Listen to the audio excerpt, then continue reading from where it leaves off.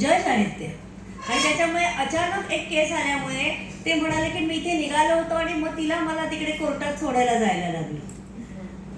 ज्योतिष मित्र मिलिंद हे 1 वर्ष आजारी आहेत. त्यांना न्यूरोचा आजार झालेला आहे, चालू शकत नाही. पण या सगळ्यांनी मला अर्थसहाय्य केलं का तर त्यांना माहिती आहे मी एकटीच आहे आणि पैसा मात्र खूप लागतो.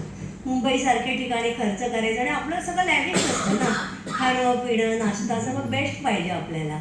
त्याच्यामुळे ते बेस्ट करायला अर्थ लागतं. तर हे माझे शिष्य मला माझ्या मागे उभे राहतात, मोठ्या भावाप्रमाणे लहान भावाप्रमाणे. म्हणूनच हे मी छान करू शकते.